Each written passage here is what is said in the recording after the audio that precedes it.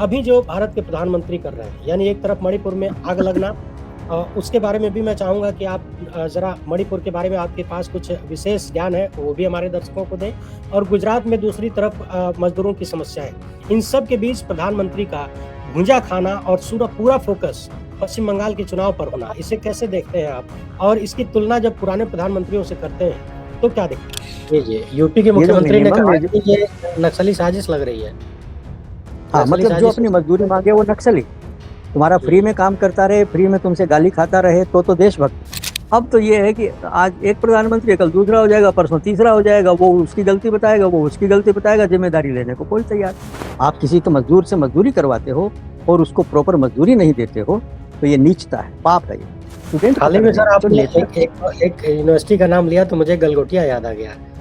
उसका कांड भी आपने देखा ही होगा। जब रोम जल रहा था, नीरो बांसुरी बजा रहा था। ये कहावत तो आप लोगों ने खूब सुना है। लेकिन ऐसा लग रहा है कि अमृत काल में विश्व गुरु यानी भारत के प्रधानमंत्री जो हैं, वो उस कहावत को बदल देना चाहते हैं। अभी देश में ऐसी तमाम समस्याएँ हैं, जो ज़्यादा ज़रूरी हैं। मणिपुर चल रहा है, गुजरात से लाखों की संख्या में मज़दूर काम-धंधा बंद होने के कारण, पेट खाली होने के कारण, जेब खाली होने के कारण अपने घरों को पलायन कर रहे हैं। लेकिन अगर आप देखें तो इन सब के बीच हमारे प्रधानमंत्री क्या कर रहे हैं? बंगाल में जाकर भूजा खा रहे हैं और दूसरी तरफ महिला बिल को लेकर झूठ फैला रहे हैं। तो आज मुझे लगा कि किसी ऐसी शख्सियत से बातचीत की जाए जिन्होंने देश के तमाम प्रधानमंत्रियों को देखा, उनके कार्यकाल को देखा और समझा, तभी शायद पता चलेगा कि क्या प्रधानमंत्री का कर्तव्य और उनकी ज़िम्मेदारियाँ यही होती हैं? क्या सबने इसी तरह से किया जो वर्तमान प्रधानमंत्री कर रहे हैं? तो मेरी नज़र में ऐसे एक ही ऐसी शख्सियत थी जिनकी उम्र लगभग 84 साल हो रही है और उन्होंने सभी प्रधानमंत्रियों को देखा है, सबको काम करते हुए देखा है। तो उन्हीं से समझेंगे कि जो अभी हो रहा है, क्या ये भारतीय लोकतंत्र के लिए और भारतीय जनता के लिए ठीक है? हमारे साथ अभी श्री अ, रमेश जोशी जी जुड़े हुए हैं, प्रधान संपादक विश्वा के अंतर्राष्ट्रीय हिंदी समिति यूएस से और आप दशकों तक पठन-पाठन का कार्य भी आपने किया है। देश में हज़ारों लोगों को आपने शिक्षा दिया है और लंबे वक़्त तक पत्रकारिता से जुड़े हुए हैं। तो सर बहुत-बहुत स्वागत है आपका लोकहित इंडिया पर। तो सर सवाल यही है कि आपने देश के तमाम प्रधानमंत्रियों को कार्य करते हुए देखा है, उनके कार्यकाल को देखा है।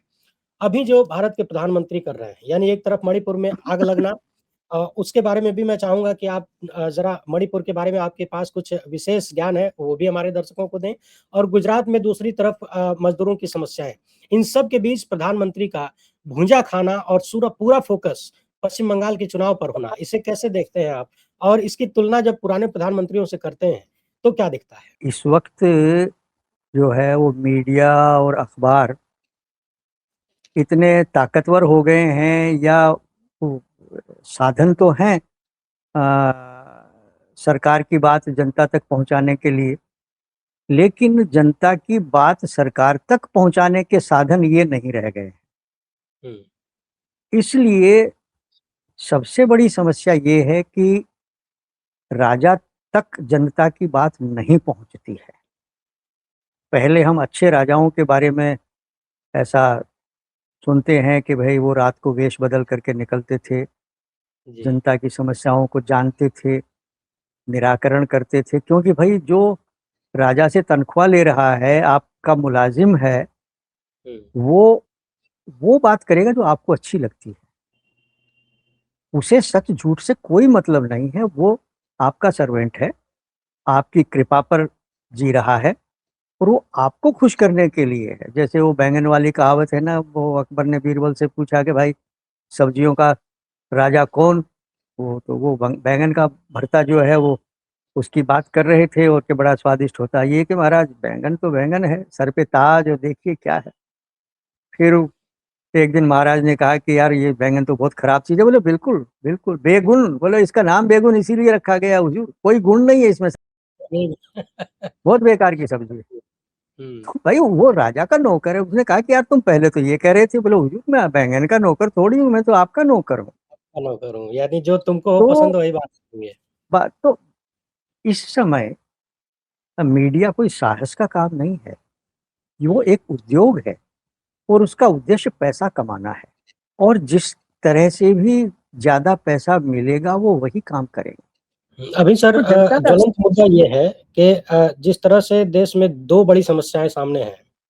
त्वरित, एक तो मज़दूरों की समस्या, बेरोज़गारी जिस तरह से बढ़ रही है, मिल फैक्ट्रियाँ बंद हो रही हैं, हुरमुज़ संकट के कारण, ऊर्जा संकट के कारण और दूसरी तरफ मणिपुर में दोबारा से आग भड़क गई है 2023 से लगभग 3 वर्षीय कार्यक्रम पूरा हो रहा है वहाँ का।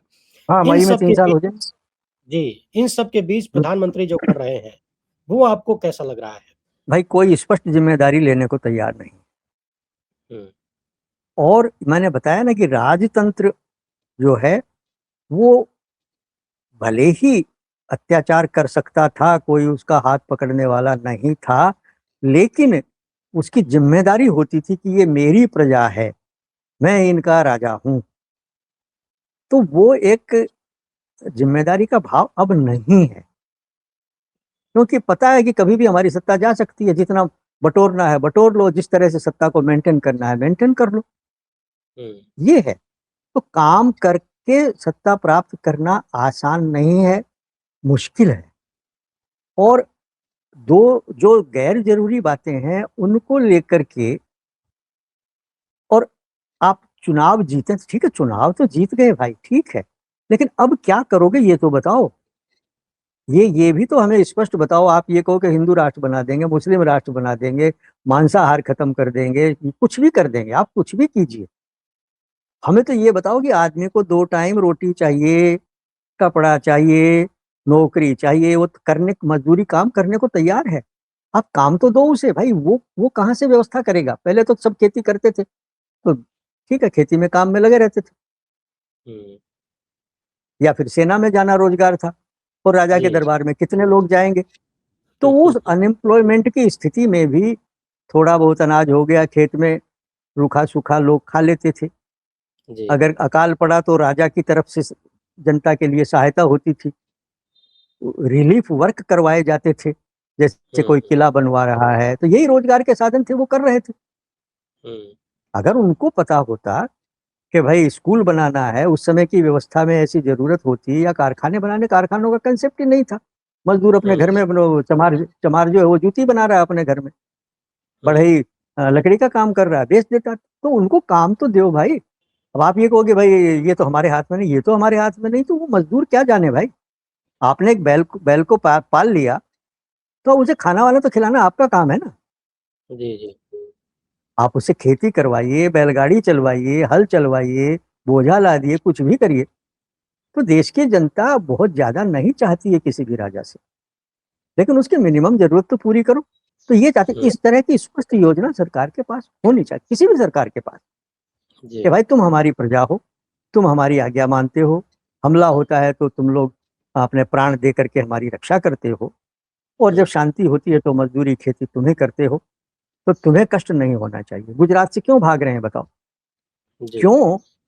उनको पता है कि ये चले जाएंगे तो इससे भी कम पैसे में दूसरे आएंगे, इसलिए हुँ, बेकारी रहना बहुत जरूरी है। अगर हुँ, सबको जॉब मिल गया तो फिर आपको 5,000 रुपये में मजदूर नहीं मिलेगा, जी, 10,000 रुपये में 12 घंटे काम करने वाला मजदूर नहीं मिलेगा, फिर वो अपनी शर्तें ला देगा।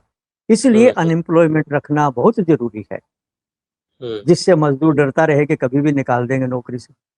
यानी आपको लगता है कि ये जानबूझकर किया जा रहा है, होने दे दिया जा रहा है? भाई इनको उसकी आवश्यकता नहीं है, ये उसके बिना भी राजा बने रह सकते हैं। डेमोक्रेसी की यही तो सबसे बड़ी खराबी है। हुँ, भाई एक वोट ज्यादा किसी को आ गया, बिल्कुल बराबर आ गए, तो उसमें लॉटरी डाली जाती है। हुँ, हमने भी चुनाव करवाए हैं भाई, 61 से करवा रहे हैं चुनाव। जी, पंचायत का चुनाव करवाया था 61 में सबसे पहले, तो उसमें ये होता था कि अगर मान लीजिए बराबर बराबर वोट किसी को मिल गए, जैसे आईआईटी वगैरह में क्या होता है कि भाई दोनों का बराबर टोटल आ गया, तो क्या हुँ, करें? तो फिर कहेंगे हुँ, कि जिसके फिजिक्स में ज्यादा मार्क्स हैं उसको एडमिशन दें। हुँ, अब फिजिक्स में भी दोनों के बराबर, फिर वो कहा अच्छा मैथ्स के देखो, हुँ, मैथ्स में भी दोनों के बराबर, सब सब्जेक्ट में चारों में बराबर। अब क्या करें? जी, तो फिर उसमें ये आता है कि जिसकी एज ज्यादा हो उसको दे दो, कि हुँ, ये बड़ा है। तो कुछ तो क्राइटेरिया बनाओ भाई। हुँ। अब तो आपने ये कहा सर कि लॉटरी का। सरकारों की लॉटरी निकाल करके और वो चुन लेते थे। जी। तो ये कोई तरीका थोड़ी है। फिर वो तो कहेगा कि मैं तो जीता हुआ हूँ। अरे क्या जीते हुए भाई, लॉटरी से जीते हुए हो तो। हुँ, सारी जनता ने तुम्हें पसंद नहीं किया हुँ, भाई। और फिर मान लो तुम जीत गए, तो तुम किसी एक जाति के नेता नहीं हो, एक पार्टी के नेता नहीं हो, तुम्हारी जिम्मेदारी सारे देश की है। मोदी जी किसी एक व्यक्ति के प्रधानमंत्री नहीं है, वो सारे देश के लोगों के प्रधानमंत्री हैं। हुँ। इसलिए कहते हम तो वो सबके भी यही आदरणीय है हैं। लेकिन करते कुछ और हैं। हाँ, तो भाई यही बात है ना कि अगर आप सबके प्रधानमंत्री हैं, तो अब देखिए कि भाई ड्यूटी क्या है। प्रधानमंत्री की, रेल मंत्री की, वित्त मंत्री की, गृह मंत्री की, सबकी ड्यूटी है ना, अपना जी। डिपार्टमेंट है, अपना काम है। तो चुनाव में मेरा तो ये कहना है कि भाई भाई कोई मंत्री, कोई प्रधानमंत्री चुनाव प्रचार में जाना ही नहीं चाहिए, क्योंकि अब वो किसी पार्टी का नहीं रह गया है, वो देश का है। हुँ, चुनाव में जाओ पार्टी वाले, और पार्टी वालों को पोस्ट नहीं मिलनी चाहिए सरकार में। जी। उनका काम है पार्टी की सेवा करना। हुँ, पार्टी के अध्यक्ष को मंत्री मत बनाइए आप, जी। बिल्कुल मत बनाइए। पार्टी अलग और हुँ, शासन अलग, ऐसे कर दीजिए। शासन वाले शासन का काम करे, पार्टी वाला चुनाव का काम करे। हुँ, अब कौन पूछने वाला है कि भाई आप फला काम नहीं किया, फला काम नहीं किया, चुनाव में व्यस्त थे क्यों? भाई चुनाव आपका काम थोड़ी है, चुनाव आयोग को करने दो, तुम्हारी पार्टी को करने दो। अब किसी स्कूल, प्राइवेट स्कूल का टीचर जो है, उसको स्कूल वाले ये कहेंगे जुलाई का महीना है, तू एडमिशन लेकर के आ, बच्चों को बहला फुसला करके पेरेंट्स को एडमिशन लेके आ, तो उसका क्लास कौन पढ़ाएगा? हुँ। फीस आप पढ़ने वालों से ले रहे हो, तो उनको तो आप अवेलेबल टीचर नहीं है। टीचर आप सर नेताओं की बात कर रहे हैं, अध्यापकों की बात कर रहे हैं, तो जजों को लगा दिया गया एसआईआर की ड्यूटी में। भाई किसी को भी लगा देंगे, नौकरी करनी है उनको, नौकरी हुँ, करनी है भाई। इसीलिए कहा ना कि नौकर का कोई धर्म नहीं होता, नौकर का कोई धर्म नहीं होता है। जो प्रभु कहे वही सच है बस। हुँ। क्योंकि बैगन के नौकर की प्रभु ही जगह नहीं। ट्रांसफर करेंगे, हुँ, प्रभु ही ट्रांसफर करेंगे, प्रभु ही इंक्रीमेंट देंगे, प्रभु ही टर्मिनेट कर देंगे, सब कुछ प्रभु करेंगे। जी। इसलिए जो सब कुछ अपने करने बच्चों वाला को भी उन नौकरी कर देंगे। प्रभु खुश रहेंगे तो बच्चों को भी नौकरी वगैरह दे देंगे। हाँ वो भाई है। तो जो आत्मनिर्भर है वो ही साहसी हो सकता है, नौकर साहसी नहीं होता है। सरकारें जी। बदलती हैं, इसीलिए देखो कि सरकार बदलती है तो मिलिट्री नहीं बदलती, पुलिस नहीं बदलती, हुँ, कोर्ट नहीं बदलते। वो तो सरकार की पॉलिसी को लागू करने वाले हैं, सरकार को खुश करने वाले हैं। सरकार कहेगी कि वो जनरल डायर को फांसी इसीलिए तो नहीं हुई, हुँ, उसने कहा कि मैं तो अपनी गवर्नमेंट के भले के लिए कर रहा था, उसका नौकर हूं मैं, ये मेरी ड्यूटी थी, जी। फांसी नहीं हुई उसको। तो ये एक सरकार का बल रहता है कर्मचारी के पास, तो मैं तो सरकार की आज्ञा का पालन कर रहा हूँ भाई। हुँ, हुँ। तो इसलिए कर्मचारी से आशा मत करिए। ये तो राजा का ही फर्ज है कि वो न्याय की रक्षा के लिए जज से कहे कि भाई सही फैसला दे। लेकिन लेकिन जब इतना साहस, राजा ही देश को संकट में छोड़ के भुजा खाने निकल जाए, तो क्या कहा जाए?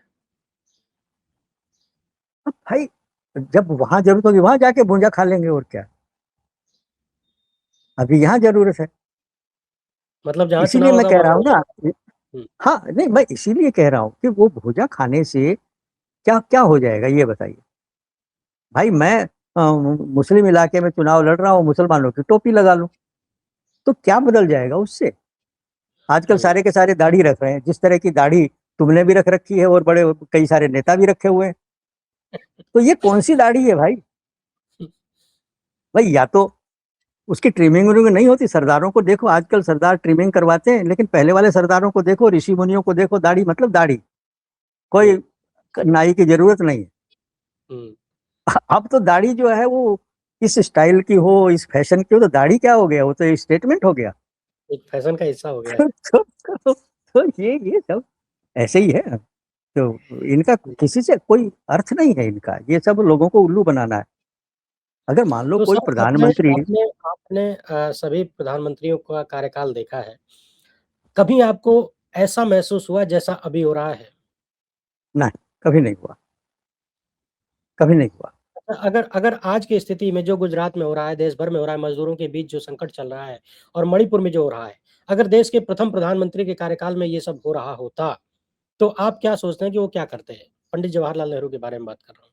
बिल्कुल पहुंच जाते वो, खुद पहुंच मणिपुर जाते पहुंच वहां, जाए। बिल्कुल पहुंच जाते, और जो लोग गोली चला रहे हैं उनके बीच में जाके खड़े हो जाते। वो बहुत साहसी व्यक्ति था। एक बार अंग्रेजों ने प्रतिबंध लगाया था ये कुंभ के स्नान पर, हम्म। कि भाई इतने सारे लोग इकट्ठे हो जाते हैं और ये होता है। तो हम्म। नेहरू जी खुद, और वो मतलब वहां गंगा के किनारे खड़े थे, खड़े में तो कौन आपको पकड़ लेगा। तो जी। वो अचानक भाग पड़े गंगा की तरफ, हम्म। और पीछे पब्लिक भाग पड़ी, अंग्रेज देखते रह गए, टूट गया उनका अंग्रेजों का प्रतिबंध, और नेहरू जी कूद पड़े गंगा में, और लोग दूसरे भी कूद पड़े, क्या करोगे। हम्म। तो वो वो दूसरी तरह का आदमी था भाई, वो दूसरी हम्म। तरह का आदमी था, दूसरी तो तरह उन का उन आदमी था। वो जाता, पक्का जाता वो, पक्का उनके जाता। बाद के जो प्रधानमंत्री हैं वो क्या कर सकते थे? भाई देखिए, शास्त्री जी भले आदमी थे, डेफिनेटली जाते। हम्म। इसी तरह से जब इंदिरा गांधी प्रधानमंत्री नहीं थी, जी। शायद 77 की बात है, कब की बात है, वो चुनाव हार गई थी, प्रधानमंत्री नहीं थी। हम्म। और बेलची, बेलची एक आसाम जी। में कुछ है या बिहार में कहाँ है, मुझे ध्यान नहीं आ रहा है। तो हम्म। वहाँ ऊंची जाति के लोगों ने नीची जाति वाले कुछ लोगों को मार डाला था। तो वो हम्म। गई वहां, हाथी पर बैठ के गई, रास्ता नहीं जी। था, कोई साधन नहीं था, तो नदी हाथी पर बैठ के पार की उसने, गई उन लोगों के बीच में। अब हम्म। आप उसे ये कह सकते हैं कि भाई वो जनता का समर्थन लेने के लिए गई, लेकिन तो गई तो समर्थन भाई ये भी तो ले सकते हैं। है। समर्थन इनको भी तो चाहिए, इन्हें भी तो मणिपुर में जाके समर्थन मिल सकता है, चले क्यों नहीं जाते? अब नहीं चाहिए, अब नहीं चाहिए। जब आप परमानेंट डिवीजन कर देते हो ना जनता का, तो फिर हम्म। आपको कुछ नहीं करने की जरूरत। अच्छा, फिर मणिपुर आपका में सर, वोट, आपको क्या लगता है वहां पे समस्या क्या है? 3 साल से शांति क्यों नहीं आ पा रही है? भाई देखो, जब आ, देश आजाद हुआ था तो छोटे छोटे राज्य थे ये, ज्यादा पढ़े लिखे भी नहीं थे, कुछ हम्म। अपने कल्चर, क्योंकि ट्राइबल्स ज्यादा हैं, कुछ क्रिश्चियन मिशनरी का भी है। तो इन छोटे छोटे राज्यों में और अलगाववाद शुरू हुआ था। हम्म। तो सशस्त्र आंदोलन भी शुरू हुआ था, ये नेहरू जी जी। के समय की बात है। हम्म। ये लाल डेंगा, ललथन हावला, अ, और वो एक था वो फिजो, फिजो, और ये सब विदेशों में, कईयों ने तो विदेशों में जाकर के शरण ली थी। उन हम्म। सबको बुलाया गया, उनकी समस्याएं सुनी गई, तब वहां शांति स्थापित हुई है। ऐसे ही नहीं है, अशांति नेहरू जी के समय में भी बहुत थी, हम्म। और शायद इंदिरा गांधी के समय भी समझौते हुए हैं। जी। तो उन लोगों से बात तो करो भाई। अब आप हम्म। ये सोचते हो कि मेजोरिटी हमारे साथ हो गई तो माइनॉरिटी को कुछ भी कष्ट हो, क्यों भाई। हम्म। आप जाके सबकी बात सुनो, लेकिन सबकी बात नहीं सुननी है। अब वहां डिवीजन हो गया है। हम्म। जो मैतेई लोग हैं, वो जी। वहां के एक तरह से सवर्ण और ज्यादा सभ्य लोग हैं, हम्म। और वो हिंदू हैं। हम्म। और वहाँ ये हिंदू धर्म और कृष्ण की भक्ति कोई बहुत पुरानी नहीं है, 400-500 साल पुरानी होगी भाई। जैसे हम्म। संत लोग इधर उधर घूमते थे, जैसे बौद्ध साधु दूसरे देशों में गए तो बौद्ध धर्म का प्रचार हो गया। जी। बहुत से व्यापारी, मुसलमान व्यापारी, ईसाई व्यापारी भारत आए, तो उनके साथ साथ वो अपने जहाँ रहते थे मस्जिद बना ली, और तो वो व्यापार करते थे, तो भाई रहते थे यहाँ, तो अपने मस्जिद भी हम्म। बना ली, तो वो संपर्क में आ गए। बुद्ध हम्म। धर्म फैलाने के लिए कोई तलवार लेके गया था क्या, चाइना में या जापान में या इंडोनेशिया में या कहाँ। जी। बुद्ध धर्म के लोग, साधु लोग गए, फैल गए। तो हम्म। इसी तरह से कृष्ण की के गीत और नाच और भजन और ये सब पूरे भारत में फैल रहे थे भाई। साधु संत इधर उधर घूमते थे, तो कृष्ण ने प्रभावित किया लोग। वहां के एक राजा ने हिंदू धर्म स्वीकार कर लिया, और जब राजा कोई धर्म स्वीकार कर लेता है, तो जो पढ़े लिखे और चतुर लोग होते हैं वो राजा के पास बैठने उठने लग जाते हैं, और वो भी धर्म स्वीकार कर लेते हैं, जी। और उनको देख करके दूसरी जनता स्वीकार कर लेती है। बाकी हैं तो वो सारे एक ही भाई, हम्म। कोई दूसरी जगह के लोग थोड़ी हैं। भाई एक मान लो मेरे पड़ोस में कोई हिंदू मुसलमान बन जाए तो वो मेरा हम्म दुश्मन बन जाएगा क्या? गांधी जी के हम्म सबसे बड़ा बड़ा बेटा था हीरालाल, क्या नाम था, हीरालाल ही नाम था उसका शायद। तो उसने इस्लाम स्वीकार कर लिया, हम्म। तो वो गांधी जी का बेटा नहीं रहेगा क्या? यानी तो मणिपुर में अभी जो जो दो वर्ग लड़ रहे हैं, कुकी और मैतेई, ये दोनों हाँ, तो 400-500 साल पहले तक एक ही थे, कोई अलगाव नहीं था। बिल्कुल एक ही थे, कोई वो नहीं था। अब क्या हम्म होता है कि जो वर्ग राजा के पास में रहने लग जाता है हम्म उसको कम मेहनत करके और आराम की जिंदगी मिल जाती है, वो अपने आप को सभ्य समझने लग जाता है, अपने आप हम्म को विशिष्ट समझने लग जाता है। तो जो मैती राजा था और वो सारे हिंदू उसके दरबारी थे, वो मैदानी इलाकों में ज्यादा रहते हैं, खेती करते हैं और अपना सुविधापूर्ण जिंदगी है, तो वो उच्च वर्ग बन गए, एक तरह से उन्हीं में उच्च वर्ग बन गए वो। जी। तो उनको उनका समर्थन ये सरकार कर रही है, हम्म और बाकी जो है वो उसका विरोध कर रहे हैं। वरना आप देखो, आजादी से पहले कोई झगड़ रहे थे क्या वो? हम्म। जब चुनाव नहीं होते थे, अंग्रेजों के अंडर में थे, तो झगड़ तो तब भी सकते थे वो, कहाँ झगड़ रहे थे? यानी ये सारा झगड़ा राजनीतिक है, राजनीति ने राजनीति झगड़ा करवाती लगाया। है, राजनीति करवाती है, उससे शासन करना आसान हो जाता है। हम्म। जब तो पब्लिक इस हिसाब लड़ेगी से तो वो राज आपका झगड़ा खत्म होने वाला नहीं है फिर, 3 साल हो अभी तो गए। कोई उम्मीद दिखाई नहीं देती। ये ऐसी बीमारी है कि जैसे वायरस जो है ना, वो मल्टीप्लाई होता रहता है, एक हम्म दो चार आठ 16 ऐसे मल्टीप्लाई होता रहता है। तो ये ऐसी हम्म बीमारी है कि बड़ी तेजी से बढ़ती है। भाई दोस्ती हम्म का, प्यार का रास्ता बड़ा मुश्किल होता है भाई। झगड़े का हम्म रास्ता क्या है? बिना बात के भी झगड़ा हो सकता है। हम्म। क्या देर लगती है, दो गाली निकालो झगड़ा शुरू। जी जी। तो झगड़ा करवाना आसान होता। और देखो, कोई भी राजा अपनी पब्लिक में झगड़ा नहीं करवाना चाहता। हम्म अकबर की सेना में मानसिंह था, हम्म शिवाजी की सेना में मुसलमान भी था, महाराणा प्रताप का सेनापति एक मुसलमान था। हम्म तो उनको एक दूसरे की मदद की जरूरत थी भाई, हम्म। वो उनकी ही प्रजा थी, उन्होंने तो झगड़ा लेकिन नहीं करवाया, आज की क्योंकि आज की उस तरह की सत्ताधारी पार्टी राजनीति में अच्छी नहीं होती है। मुसलमान नहीं चाहिए। हाँ आज बीजेपी के नेता सरेआम कहते हैं कि मुसलमान नहीं चाहिए हमको, एक भी मुस्लिम सांसद नहीं बनाया। भाई, अब देखो ऐसा घृणा, जब अमेरिका वाला कह देगा हमें भारतीय हिंदू नहीं चाहिए तो क्या करोगे? हम्म हम्म हम्म जब ब्रिटेन वाला कह देगा हमें हिंदू नहीं चाहिए, जब अरब कंट्रीज कह देंगे हमें हिंदू नहीं चाहिए, हम्म। तो एक दिन में आंखें चार हो जाएंगी। जी कितनों को नौकरी दोगे, कितनों को मकान दोगे, कितनों को खाना खिलाओगे? वो तुम्हें पैसा कमा के भेजते हैं। जी। अरब कंट्रीज वाले तुम्हें अरबों डॉलर भेजते हैं, अमेरिका वाले तुम्हें अरबों डॉलर भेजते हैं। हम्म इसलिए इसलिए तुम्हारी गरीबी उजागर नहीं हो रही है। जो हम्म फॉरेन करेंसी का तुम्हारा भंडार है वो वही भर रहे हैं। तो हम्म। तुम इस तरह का भेदभाव करोगे तो भाई उसका असर पड़ेगा। जी। इस तरह के नारे लगने लग गए हैं हम्म। यूरोप में जी और जी। अमेरिका में। इस तरह के मतलब लोग बात करने लगे हैं कि कई देशों में इस तरह की चीजें हुई हैं जहाँ पे भारतीयों को कहीं ना कहीं बाहर करने की बातें तो हो भाई रही हैं। तो ठीक है, वो भी इसको राजनीति का मुद्दा बना लेंगे, जैसे आप बना रहे हो। तो वहां वहां कोई महात्मा बैठे हुए हैं क्या? हम्म वहां भी इसी तरह के राजनीति चमकाने वाले लोग बैठे हुए हैं, वो भी मुद्दा ढूंढेंगे। हम्म। आप ही थोड़ी ये राजनीति जानते हो विभाजन की, ये सारी दुनिया वाले जानते हैं भाई। हम्म वो भी अपनी कुर्सी बचाने के लिए कुछ भी करेंगे। हम्म। तो अच्छा इसलिए भाई, सर, एक चीज और हाल फिलहाल में देखने के लिए मिली है। संसद में एक बिल पेश किया गया परिसीमन से संबंधित, लेकिन हाँ प्रधानमंत्री खुद उस बारे में जनता से झूठ बोल रहे हैं। ये बात कहने में मुझे शर्म भी आ रही है, लेकिन इसके लिए मैं कोई और शब्द इस्तेमाल नहीं करूंगा। वो सरासर झूठ बोल रहे हैं। तो सरासर झूठ बोल रहे हैं कि ये महिला आरक्षण बिल था, इसको गिरा दिया गया, जबकि महिला आरक्षण बिल साल 2023 में ही पास हो चुका है और उसे भाई अप्लाई भी कर दिया गया। कहीं न कहीं अधिसूचना उसकी जो भी था पिछले दिनों उन्होंने नोटिफ़ाई कर दिया उसको। और अब हर तरफ ये फैलाया जा रहा है, बाकायदा मीडिया के द्वारा फैलाया जा रहा है कि महिला बिल को गिरा दिया है कांग्रेस और अन्य विपक्षी दलों ने। प्रधानमंत्री इसे लेकर 50,000 महिलाओं को जुटाकर वाराणसी में कोई कार्यक्रम करने जा रहे हैं। इसे आप कैसे देखते हैं? क्या कभी आपने देखा कि कोई प्रधानमंत्री इस लेवल डॉक्यूमेंटेड झूठ बोले? यानी जो चीज़ें कागज़ में दर्ज हैं, उनको लेकर कोई प्रधानमंत्री इस तरह का झूठ बोला हो?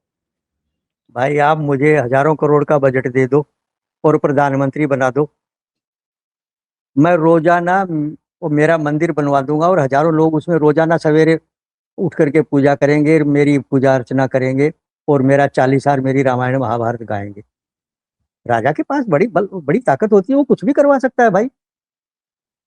स्कूलों में अपनी किताब लगवा देगा, कहेगा कि जी, भगवान की प्रेयर व शक्ति हमें दो, दया निधे कर्तव्य मार्ग पर डट जाए, वो गाया करते थे हम बचपन में।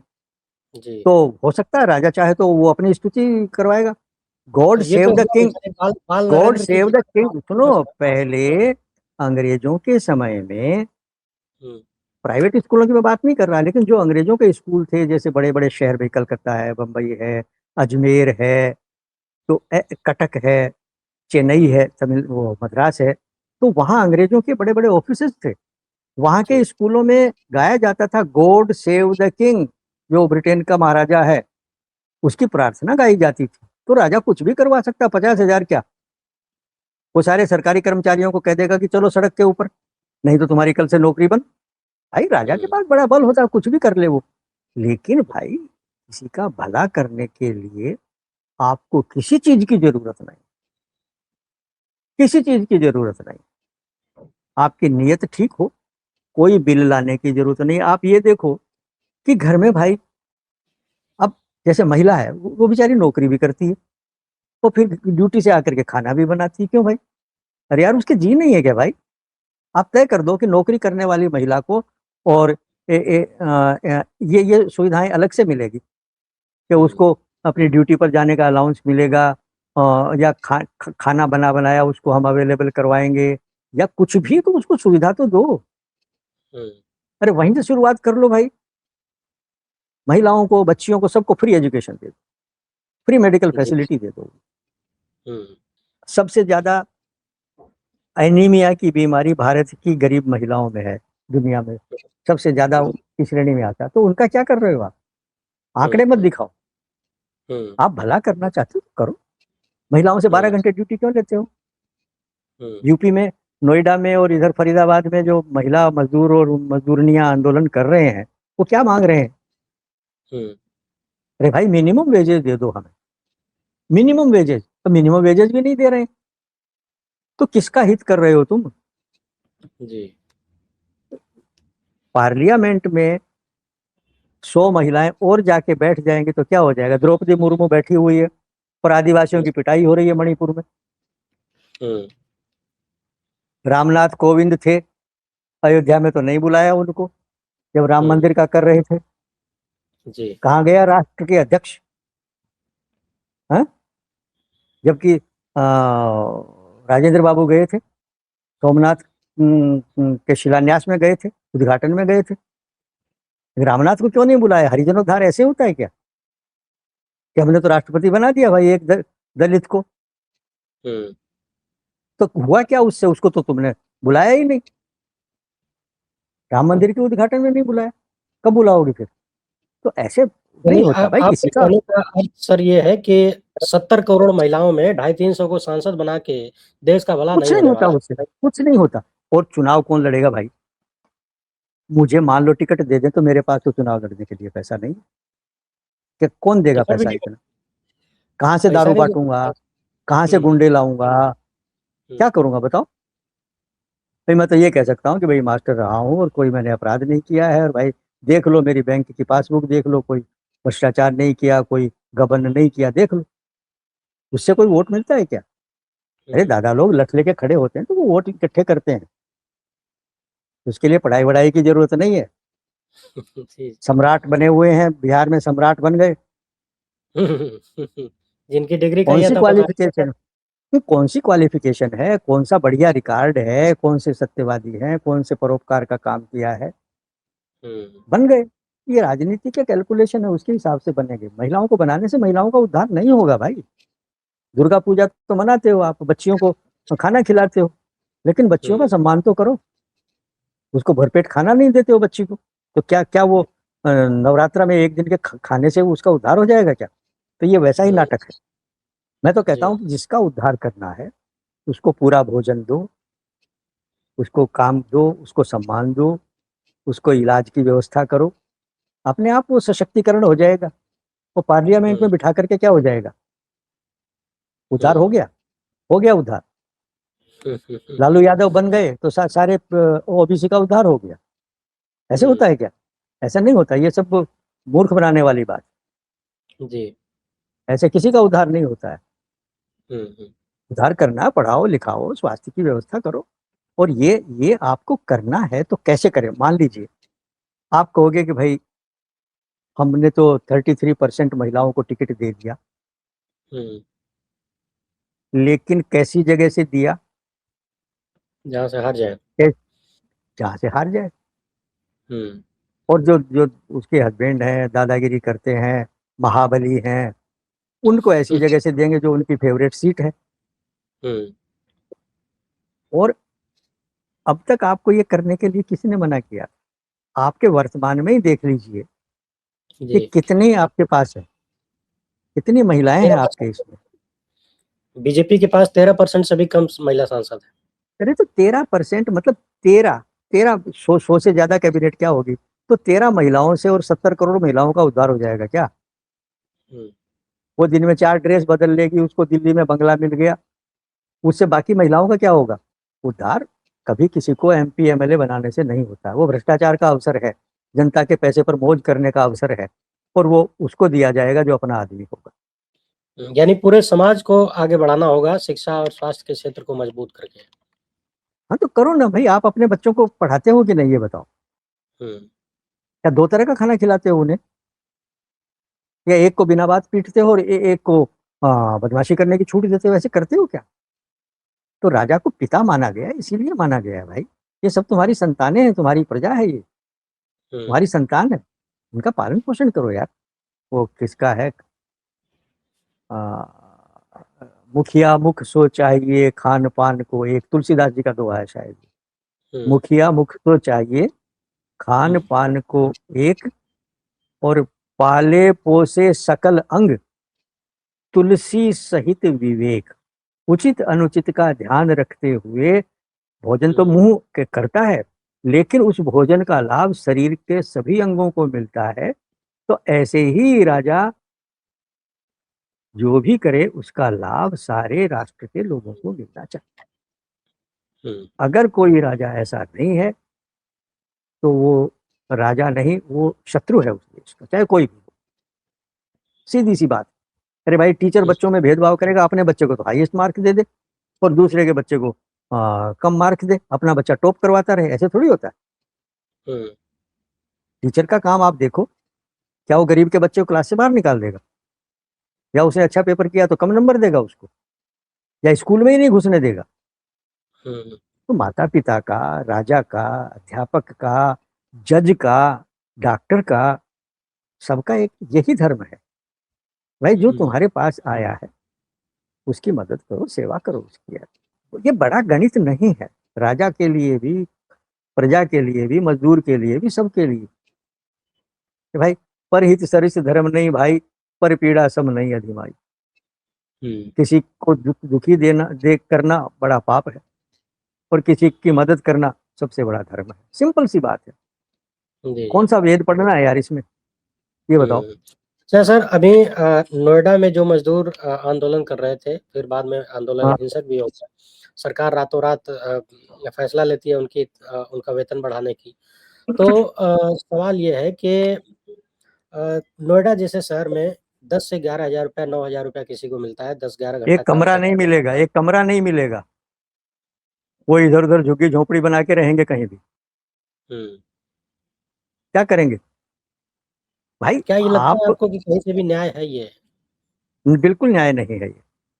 हम्म। ये बिल्कुल न्याय नहीं है भाई। आप ये तय कर लो कि हमें हवाई जहाज नहीं चाहिए, हम्म। हमें 10-20 करोड़ की कार नहीं चाहिए, हम्म। हमें 10-20 एकड़ में फैला हुआ बंगला नहीं चाहिए, हमें एसी नहीं चाहिए, लेकिन एक मनुष्य को चारपाई बिछाने जितनी जगह तो दो, उसका पेट भर जाए इतनी रोटी तो दो। 8 की जगह 12 घंटे काम लेते हो और उसको पूरी रोटी जितना वेतन भी नहीं देते हो, तो ये क्या है? हम्म। मैं तो ये सवाल कर रहा हूँ, वो कौन है, किस जाति का है, स्त्री है पुरुष है, इससे मतलब नहीं है भाई। जब वो बाजार में सब्जी लेने जाएगा तो वो कहेगा कि मैं तो मजदूर हूँ, 10,000 रुपये तनख्वाह है, तो उसको गेहूं 5 रुपए किलो मिल जाएगा क्या? उसको उसी भाव मिलेगा। जी। अगर नेता किसी गोलगप्पे वाले या मूढ़ी वाले के पास मूढ़ी खाने जाएगा तो शायद वो हाथ जोड़ के महाराज आपसे क्या पैसे लूंगा मैं। हम्म, लेकिन गरीब से कहा पहले पैसे रख। तो भाई गरीब गरीब का इतना तो ख्याल रख लो यार कि उसको भी हम्म, रोटी खानी है, उसको भी अपना इलाज करवाना है, बच्चों को पालना है, बच्चों को भी भोजन करवाना है, माँ बाप उसके भी हैं। हम्म, तुम्हें तुम्हारी माँ और तुम्हारा बाप ही आदरणीय लगता है, दूसरों के भी तो माँ बाप होंगे भाई। तो इंसानियत की बात है भाई। अब कोई बाबा जी है वो सनो भीख मांगने जाए और उसको उसके ऊपर कूड़ा भर के एक बाल्टी फेंक दे कोई महिला, तो बाबा जी को कैसा लगेगा? हम्म, वो चाहेगा कि भाई नहीं है माई तो कोई बात नहीं है, कम से कम कूड़ा तो मत फेंक मेरे ऊपर। वो कह रहे हैं पाकिस्तानी, कुछ लोगों ने कहा है कि ये पाकिस्तान के एजेंट हैं।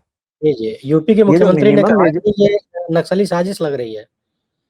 हाँ नक्सली मतलब जो साजिश। अपनी मजदूरी मांगे वो नक्सली, तुम्हारा फ्री हम्म, में काम करता रहे, फ्री में तुमसे गाली खाता रहे तो देशभक्त। हम्म, और अरे देखो मिनिमम वेजेज जो है वो स्किल्ड का और अनस्किल्ड का, कुशल और अकुशल, हम्म, जो दोनों का मिनिमम वेजेज है वो नोएडा के मजदूरों को नहीं दिया जा रहा है। क्यों? जो मिनिमम, वो एक पैसा नहीं ज्यादा मांग रहे हैं, मिनिमम मांग रहे हैं, तो मिनिमम क्यों नहीं देते भाई?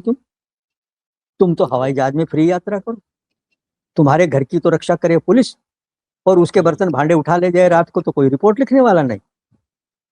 तुम्हें तो सब कुछ चाहिए और उसको कुछ नहीं चाहिए, जो हम्म, बेचारा 12 घंटे हाथ तोड़ता है। बताओ कौन से धर्म में लिखा है यार? जी, ये पाप पाप हो रहा है ये। आप किसी के मजदूर से मजदूरी करवाते हो और उसको प्रॉपर मजदूरी नहीं देते हो, तो ये नीचता है, पाप है ये, कोई भी करे। और ये धर्म की बात करने वाले लोग हैं, ये धर्म कर रहे हो तुम, है? वो मजदूरी मांग रहे हैं तो पाकिस्तानी बता रहे हो, नक्सली बता रहे हो। क्यों? तुमने क्या काम किया? इनसे कोई पूछने वाला हो इन नेताओं से कि भाई तुम सवेरे से शाम तक ऐश आराम करते हो, माल खाते हो, 20-30 हजार करोड़, 20-30 हजार रुपए किलो का मशरूम खाते हो, तुम किस काम के बदले में ये सुविधाएं ले रहे हो ये बताओ। हम्म, वो जो थे ना जिन्होंने राम मंदिर वाला फैसला दिया था, वो जज थे, कौन थे वो? गोगोई। 5 लोग। गोगोई। गोगोई जी। पूरे टेन्योर में एक दिन भी नहीं आया, और आया एक प्रश्न नहीं पूछा। तो हम्म, तनख्वाह लेने के लिए गए थे क्या वहां? वो तो क्या इनाम मिला कंट्रीब्यूशन है तुम्हारा? भाई था। तुम तो कानून के ज्ञाता हो, हम्म, तुमने संसद में जाकर के कानून की रक्षा के लिए क्या किया है? किस काम के बदले में तुम्हें इतनी सुविधा मिली, क्यों मिली? जो मजदूर 12 घंटे काम कर रहा है उसको हम्म, आप 1000 रुपया रोजाना का भी नहीं दे सकते हैं? हम्म, क्यों नहीं दे सकते? ये टैक्स का सारा पैसा तुम खा जाओगे। और वो जो हाड़ तोड़ता है वो नक्सली, वो हम्म। देशद्रोही, वो पाकिस्तानी। गाय को तो बिना ऐसे में खाना सर खिलाए निकालो ना दूध, एक तो बड़ी लात मार समस्या के तुम्हारा सर मुंह तोड़ देगी। कि मेरी कुछ मीडिया के पुराने जानकारों से बात हुई जो वर्षों तक कार्य कर चुके हैं। वो कहते हैं कि पहले मीडिया में एक लेबर बीट हुआ करता था। कुछ पत्रकार रखे जाते थे जो लेबर यूनियंस और इस तरह से लोगों से जुड़े रहते थे, उनके बीच की खबरें निकाल कर लाते थे। फिर वो बातें छपती थीं, सरकारों को पता चलता था कि क्या समस्याएँ हैं, तो उनका हल निकालने के बारे में सोचा जाता था। अब ये पूरा सिस्टम ही ध्वस्त हो चुका है। तो नहीं, ये लेबर लेबर मिनिस्टर का काम है। हुँ, लेबर मिनिस्टर का काम है कि वो पता लगाए कि किस कारखाने में लोगों को तनख्वाह नहीं दी जा रही, वर्किंग कंडीशन ठीक नहीं है। अब राजस्थान में ये जो रिफाइनरी है इसमें आग लग गई, कौन जिम्मेदार? ये क्या किसी नेता का पैसा था क्या जो इसमें लगा? लेकिन जो कमियां रह गई, उन कमियों के बदले में जो ठेकेदारों से कमीशन मिला वो किसको मिला? किसको मिला होगा भाई? मुझे हुँ, मिला होगा, तुम्हें मिला होगा, किसको मिला होगा ये कमीशन? क्यों ठेका ऐसा देने हो वाले गया? अरे आप बताओ, देखो हावड़ा का पुल अंग्रेजों के जमाने का है और उसकी डेट एक्सपायर हो चुकी है। एक अच्छा, गोल्डन ब्रिज है गुजरात में, उसकी डेट हुँ, एक्सपायर हो चुकी है, वहां से लेटर आया, यहाँ की हुँ, म्यूनिसपैलिटी के नाम लेटर आया कि भाई हमने जो पुल बनाया है, ये गोल्डन ब्रिज बनाया है, ये इसकी डेट हुँ, एक्सपायर हो चुकी है, तो भाई अब तुम जानो, तुम्हारा काम जाने, चाहो तो इसको ध्वस्त कर दो तुम। हुँ, और वो बिल्कुल बढ़िया काम कर रहा है। भाई तुमने ऐसा टेक्नोलॉजी का कौन सा विकास किया कि पुल जो 1 घंटे में टूट गया? तुमने फला अला फला राजमार्ग बनाया, साला 4 दिन में गड्ढे हो गए। क्या बना रहे हो, क्या काम कर रहे हो? ऐसे एक्सप्रेसवे होता में है गड्ढे काम? हो जाते हैं। भाखड़ा नांगल बांध तो अब तक खड़ा है, और आज के नेताओं ने बनवाया होता तो वो अब तक तो पूरा पंजाब हरियाणा राजस्थान बह गया होता, हुँ, टूट गया होता वो। तो क्या काम कर रहे हो भाई? या तो तुम्हें टेक्नोलॉजी नहीं आती, या तुम भ्रष्टाचार कर रहे हो। वरना जी। जो चीज चीज 100 साल चलनी चाहिए वो 5 दिन में कैसे टूट गई? हुँ, गुजरात में मोरबी में लोहे का झूलता हुआ पुल था वो, जी। जिसको ठेका दिया गया वो घड़ी बनाने वाला था, कि हुँ, और पार्ट या कुछ नाम लिखा होता घड़ी का, वो था। उसको ठेका दे दिया, उसने पेंट कर दिया, खाली कुछ नहीं किया, पेंट कर हुँ, दिया और पैसे ले लिए, और 150-200 आदमी मर गए उसमें। हुँ, क्या हुआ? कोई सजा हुई उसको? पूछा उससे? कोई देखने गया कि काम ठीक से हो रहा है कि नहीं? हुँ, तो भाई जब भ्रष्टाचार होगा तो यही होगा, यही होगा। ये भ्रष्टाचार के स्पष्ट प्रमाण है। हुँ। अच्छा सर, आपने कहा पूर्व चीफ जस्टिस रंजन गोगोई का नाम लिया कि लगभग उनके पूरे कार्यकाल में वो ज़्यादातर नदारद रहे। यानी कोई काम नहीं किया, उनके राज्यसभा सांसद होने का कुछ भी लाभ देश को नहीं मिला। आपको नहीं लगता कि ऐसी कोई व्यवस्था होनी चाहिए कि अगर कोई ये लाभ लोग नहीं। परिणाम न दें, तो फिर इनसे रिकवरी हो?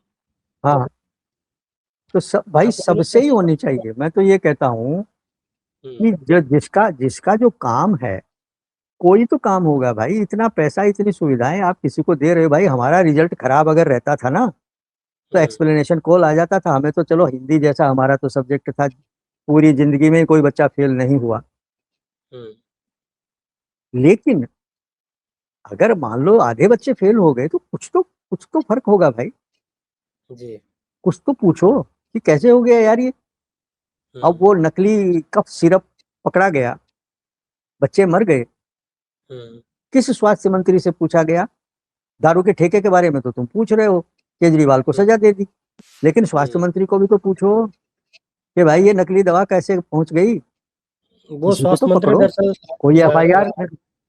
राम राज्य का था इसलिए शायद नहीं पूछा गया होगा। अब उससे देखिए, उससे मतलब नहीं है। कोई मिनिमम, हुँ, आप जिसको पैसा देते तो कोई तो जिम्मेदारी उसकी तय होगी भाई। जी। कोई जिम्मेदारी तो तय होगी। हुँ, कि होटल में खाना खाने जाओगे, वो बिल ऐसे ही पकड़ा देगा कि निकाल भाई, 200 रुपये निकाल। हुँ, अरे भाई, उस खाने में कुछ तो होगा। तो ऐसे ही थोड़ी होता है। ये मंत्री बैठे हैं तो किस काम के लिए बैठे हैं? हुँ, उनको पता ही नहीं है। आपको अगर कोई पूछे कि फला विभाग का मंत्री कौन है, तो आपको तो पता ही नहीं है। क्यों पता नहीं है? क्योंकि उस मंत्री को उस विभाग का कोई काम करने ही नहीं दिया जाता। सारा काम एक व्यक्ति करने लग जाता है। हुँ, भाई झंडी तो दिखाना तो गार्ड का काम है, जी, और वो दिन में 10 बार दिखाता है झंडी। हुँ, तो इस ट्रेन में ऐसी क्या खास बात है कि प्रधानमंत्री झंडी दिखाने जाए? क्या हुँ, क्या काम है ये बताओ? मैं तो कहता हूँ रेल मंत्री की भी जरूरत नहीं है। आप एक जी, सूचना बना दो कि भाई जयपुर से बंबई तक की एक नई ट्रेन शुरू हुई है, इस स्टेशन से इतने बजे चलेगी और इन स्टेशनों पर रुकेगी, और ये किराया लगेगा, बात खत्म हुई। हुँ, उसके उद्घाटन की, उसके समारोह की, और उसकी कितनी लागत है, और इसकी क्या जरूरत है? हुँ। बाद में क्या इश्तिहार जरूरत है छपवाने समारोह की? नहीं, समारोह की क्या जरूरत है, मुझे ये बताइए। हुँ, आप अपने बच्चों के लिए सब्जी लाते हो तो अखबार में छपवाते हो कि आज अम्बुज जो है वो भिंडी लाया बच्चों के लिए। अरे भाई, तुम्हारा काम है यार, सब्जी लाना, रोटी लाना, बच्चों को जो जितना कर सकते हो करो। जी, ये अखबार वालों को पैसा लुटाना है भाई, इसलिए अखबार वाले गुण गाएंगे। वरना हुँ, हमने तो एक छोटा सा नेता, उसके जन्मदिन के ऊपर अखबार में 4-4 पेज जो लोकल एडिशन है उनमें हुँ, आ रहे हैं। आज ही एक भारतीय जनता पार्टी का भूतपूर्व प्रदेश अध्यक्ष, उसका पूरे पेज का विज्ञापन आया है। और भी कहाँ आया, कहीं आया होगा, मैं तो, मेरे यहाँ तो भास्कर आता, उसमें आया विज्ञापन। हुँ, जीवेत शरदः शतम और फला फला, वो जन्मदिन की शुभकामनाएं भाई। हुँ, क्या जरूरत थी? ये 50,000 का विज्ञापन तुमने इसमें दिया, 50,000 रुपये किसी आंगनबाड़ी में डोनेट कर देते कि भाई ये जो है वो 100 बोरी गेहूं मैं देता हूँ। या बच्चों को ये मैं किताबें देता हूँ, हुँ, लेकिन उससे प्रचार नहीं होगा ना। हुँ, तो इनकी जरूरत क्या है, मुझे ये बताइए, इससे क्या अंतर पड़ेगा? भाई जी, आपने अगर घी खाया है ना, तो हुँ, आपके हाथ पैरों में, जोड़ों में, चेहरे पर दिखाई देगा। और हुँ, आपने 4 दिन से खाना नहीं आया तो आपकी सूरत बता देगी कि आपने खाना नहीं खाया। तो देश की समृद्धि, देश का सुख, देश की खुशी अपने आप दिख जाएगी। कहीं हमारा जो कॉलेज था, उसका कभी कोई विज्ञापन हमने नहीं देखा। क्यों? क्योंकि वो बहुत मिनिमम फीस लेते थे और सेठ जी के खर्चे से चलता था।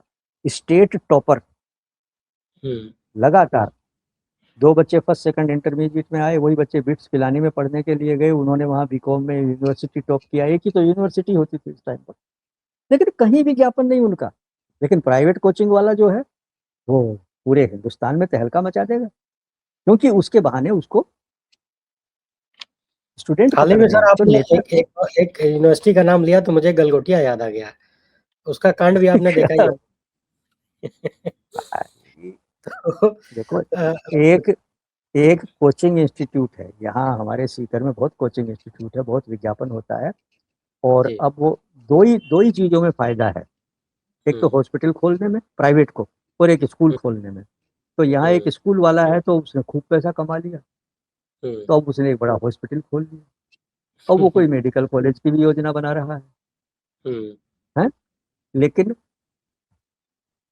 सामान्य आदमी को क्या कोई अ, करुणापूर्ण व्यवहार मिलेगा, अच्छी चिकित्सा मिलेगी?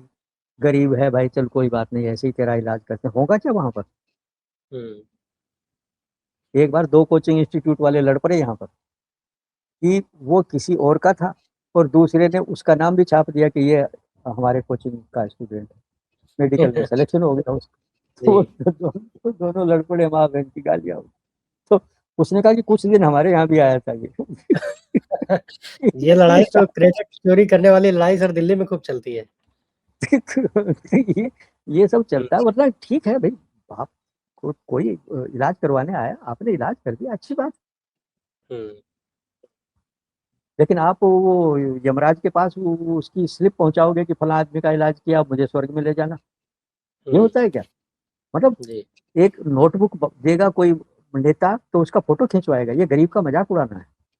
हुँ, एक गरीब आदमी को आप नोटबुक दे रहे हैं, एक एक दर्जन केला दे रहे हैं हॉस्पिटल में जाकर के, और उसका फोटो खिंचवा रहे हैं, और फिर अखबार में छपवा रहे हैं, तो उस गरीब आदमी को आप अपमानित कर रहे हैं। हमारे यहाँ का दान गुप्त होना चाहिए, हुँ, दान गुप्त होना चाहिए। और जब आप दान का हल्ला मचाते हैं, तो हुँ, आप बहुत बेशर्म और गिरे हुए आदमी। जी, 80 करोड़ को 5 किलो अनाज दे रहे हैं, तो डूब मर जाना चाहिए। तो इसका मतलब 80 करोड़ आदमी भूखे मर जाएंगे अगर 5 किलो अनाज नहीं मिलेगा? तो ये तो शर्म की बात है भाई। हुँ, क्या किया तुमने? ये विकास होता है? कल को 140 करोड़ को 5 किलो अनाज पर ले आओगे, हो गया विकास। हुँ। और अभी तो 80 करोड़ को 5-5 दे रहे हो, फिर 140 करोड़ को 5-5 किलो अनाज दोगे? बहुत अच्छा लगा सर आपसे बात करके और बहुत सारी चीज़ें जो जो मूल है उसको आपने पकड़ के बताया कि भाई कैसे-कैसे मैं तो देखो, बहुत मैं तो कोई राजनीति मेरी समझ में भी नहीं आती। हुँ, भाई मैं तो अध्यापक रहा हूँ, तो मैं बच्चों से भेदभाव नहीं करूँ। तो मेरी भी यही जी, प्रार्थना, जो राजा है उसको जनता के साथ भेदभाव नहीं करना। नहीं करना चाहिए। सबका कल्याण इस करो, सबका भला करो, और सबको हुँ, मरना है, ये याद रख लो। सबको मरना है, चाहे वो हुँ, बड़े से बड़ा हो। सभी नश्वर हैं भाई। घनश्याम दास जी, बिरला, रतन टाटा कहाँ है अब? तो ऐसे ही हुँ, सब चले जाएंगे अपने अपने रास्ते। तो हुँ, यार, भगवान ने तुम्हें इतना बड़ा पद दिया है, इतना पैसा दिया है, इतनी शक्ति दी है, तो कुछ यार ढंग का काम भी कर जाओ। कहाँ लेके हुँ, जाओगे ये पैसा? मर जाओगे एक दिन। मैं तो भैया बहुत सिंपल सी बात जानता हूँ, मुझे राजनीति नहीं आती। और मैं तो कहता हूँ भाई, अगर मेरी पेंशन आधी करने से इस देश के सभी लोगों का कल्याण हो जाए, तो आज आधी कर दूंगा, चला लूंगा मैं अपना काम। लेकिन फिर तो इस देश के लोगों को शिक्षा, चिकित्सा, ये सब सुरक्षा मिल जाएगी। यानी मैं तो आप आज अपनी अपनी आधी आधी पेंशन, पेंशन भी देना चाहते हैं देश के लिए, अगर हाँ आधा करने बिल्कुल, से कल्याण देश होता है तो। देश के लिए नहीं, देश के लिए नहीं, हुँ, जनता के हम्म, कल्याण के लिए। हम्म, मैं देश को नहीं जानता, मैं तो देश माने देश की जनता। देश का मतलब प्रधानमंत्री नहीं, देश का मतलब इस देश में रहने वाले सब लोग। लोग। हाँ, यहाँ के पशु पक्षी पेड़ पौधे सब। हम्म, आप जंगल काट लोगे तो मरेगी ही तो जनता, कहाँ जाएगी। अब अंडमान निकोबार में वो जंगल साफ हो रहे हैं। जी। जो सदर्न मोस्ट दक्षिण, सुदूर दक्षिण जो हिस्सा है, हम्म, वहां एक बंदरगाह बन रहा है और हम्म, लोगों को वहां से खदेड़ा जा रहा है। लाखों पेड़ काटे जा रहे हैं। उसका दुष्प्रभाव तो पड़ेगा ना भाई। जी, जी। पेड़ क्या करता है ये आपको एक दिन में थोड़ी पता लगता है, जब वो कट जाएगा हम्म, तब पता लगेगा। हम्म, जी, जी। तो मुझे राजा से मतलब नहीं है। हम्म, मुझे तो भाई ये देश, यहाँ के लोग, यहाँ की प्रकृति, यहाँ के जीव जंतु सब, ये है देश। आदमी तो हम्म, आते जाते रहेंगे भाई। तो सोच सको तो इनका सोचो, नहीं तो ठीक है, तुम भी मर जाओगे, तुम भी चले जाओगे जयराम जी की, कोई और आएगा। हम्म। तो बहुत अच्छा लगा सर आपसे बात करके। आपने काफ़ी गहरी बातें हमारे दर्शकों के लिए रखा। हमें समय देने के लिए, हमसे जुड़ने के लिए बहुत-बहुत धन्यवाद। चलो भाई, बात लोगों तक पहुंचे, लोग समझें और कुछ कर सकें तो करना चाहिए। हम जी। तो भाई जो कुछ हमसे हो सकता है बता दो, कोई भी तुम्हारा श्रोता बता दे, कुछ भी बता दे कि मास्टर जी आपके ये करने से ये सुधार हो जाएगा, तो मैं तो तैयार हूँ। आपने आपने अपने श्रोताओं से जनमत संग्रह करवा लेना। Okay sir, okay sir. बहुत-बहुत ठीक है धन्यवाद भाई, सर। खुश रहो। चलो खुश रहो भाई, खुश रहो।